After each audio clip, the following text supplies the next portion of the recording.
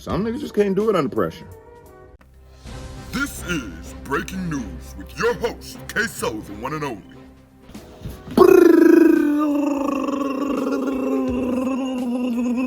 Breaking news.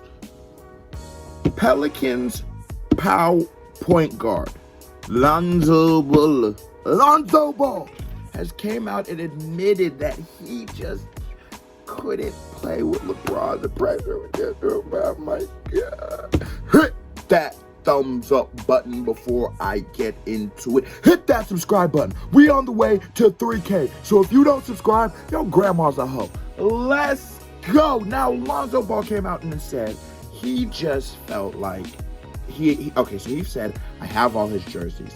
I've watched him growing up. And when I finally saw him in the locker room playing, like being on my team, it was a feeling he had never had before. Richard Jefferson comes in, and this is in a different interview, and says, yeah, it's like that when you're the best, when you're hot shit, when you're the best player on your team throughout high school, throughout college, you get everything you want. You always get what you want. You always get what you want. It's a very big difference when people start blaming you for the reason you guys are losing. He's never dealt with that kind of thing. I don't blame Lonzo about how he feels. I really don't, because this is the thing about it. Playing next to LeBron James is something that will show you what you're truly made of. The media is going to be different.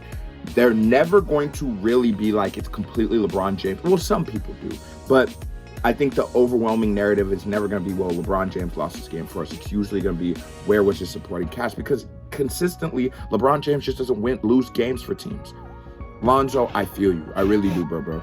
And the thing about it was, you had all the hype.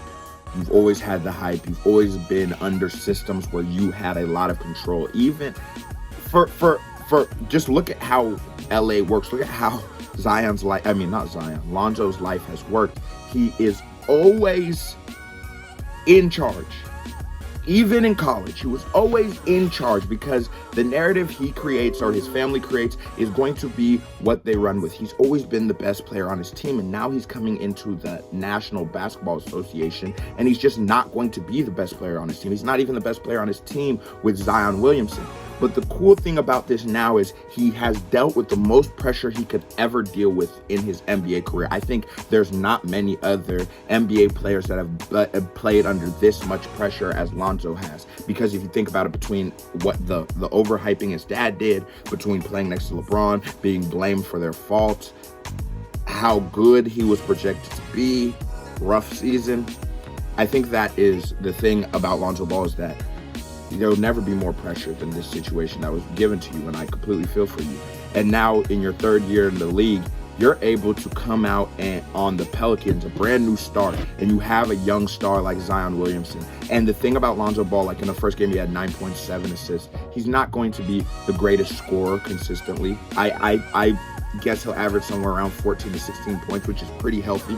But where he's going to really impact that game is his facilitating. His passing is something of superb. And he has somebody that he can feed it to in Zion. Zion runs a route better than a lot of players, and he's played one NBA game. And Lonzo is there to facilitate great passing and a great scorer. That's a recipe for a lot of points. Also, he's also a great defensive player. There's not a lot of people in this league that Lonzo can't hold to be about 2 points below your average. Because all-stars, shit like that's different, but I think Lonzo is going to be able to pick up the lead guard on every team, give or take, but on just about every team. I like this for Lonzo. I like that. And you could tell when he played, he was much more confident. I like that Lonzo's able to really get a fresh start, because I think that he was dealt a sort of shitty hand, and that wasn't his fault. It was just the fault of life, circumstance. You had a lot of hype behind you, and now you had to live up to it, and you couldn't necessarily do it. Injury was there. You weren't playing on the greatest teams. It is what it is, but I like this. Lonzo, take what you've learned from your experience of playing with LeBron and apply it, because now you can be the LeBron James. You heard when Kyrie, you could, as like the veteran presence, OG, that kind of way. But you heard what Kyrie said. Once he left the Celtics, once he left the Cavs, he really understood what LeBron was saying. And while that was probably just a tactic to get in his player's head, which I still till today will never understand, learn from the man. He does what he does for a reason. He's so great. It's not hype. He's really as good as everybody says he is. Learn from the man. Go on to be a great leader. I have high hopes for you, and so, man, I can't talk. And Zion. Zoe and Zion. For 2020 president, let's go, Zoe and Zion. Let's get to voting.